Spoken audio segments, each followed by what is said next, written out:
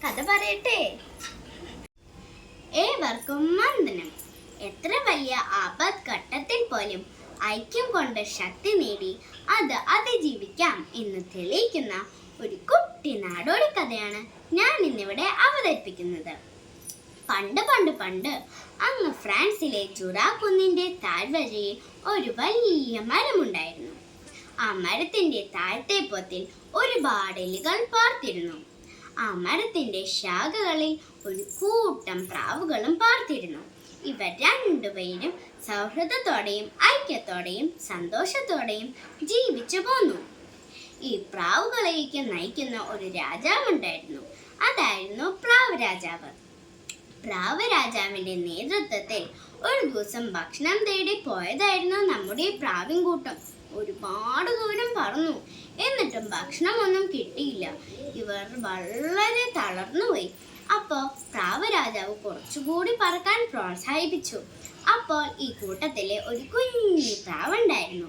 ആ കുഞ്ഞി പ്രാവ് തൻ്റെ കുഞ്ഞി ചിറകുകളുടെ മുഴുവൻ ശക്തിയുമെടുത്ത് ബാക്കിയുള്ളവരെക്കാളും വേഗത്തിൽ പറന്നു.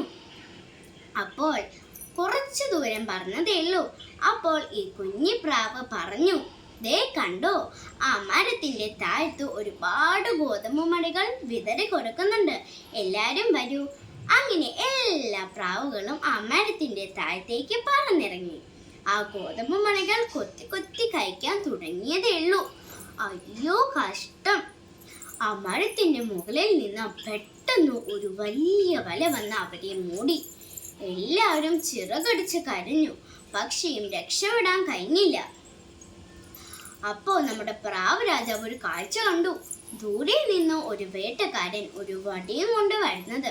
അപ്പോൾ പ്രാവ് രാജാവ് ഉറക്കെ പറഞ്ഞു, എല്ലാരും ശ്രദ്ധിക്കൂ, ദേ ദൂരെ നിന്ന് ഒരു വേട്ടക്കാരൻ നമ്മുടെ അടുക്കലേക്ക് ഒരു വടിയും കൊണ്ട് അടുത്തെത്തിക്കൊണ്ടിരിക്കുകയാണ്.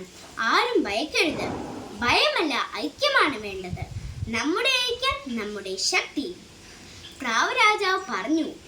ആ വേട്ടക്കാരൻ ഇങ്ങോട്ട് അടുക്കുന്നതിന് മുമ്പ് തന്നെ നിങ്ങൾ എല്ലാവരും ഈ വലയുടെ എല്ലാ ഭാഗത്തേക്കും നിന്ന് ഈ വലയും വഹിച്ചുകൊണ്ട് പറക്കാൻ തയ്യാറാവുക.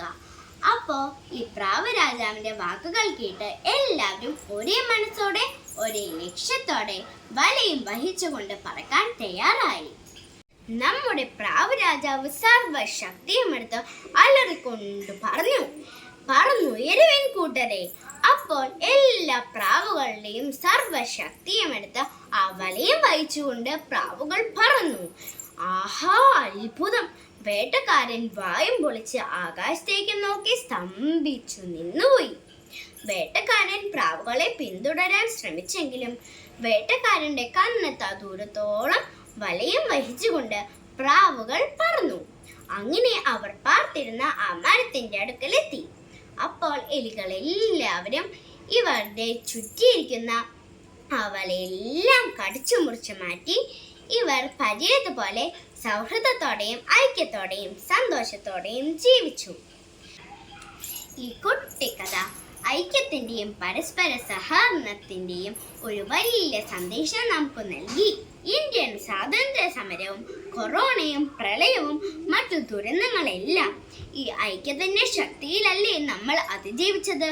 അതേപോലെ മുന്നോട്ടും ഐക്യത്തോടെയും സൗഹൃദത്തോടെയും നമുക്ക് എല്ലാവർക്കും ഇനിയും ജീവിത വിജയത്തിലേക്ക് എത്താൻ സാധിക്കട്ടെ എന്ന് ആശംസിച്ചുകൊണ്ട് നന്ദി, നമസ്തേ.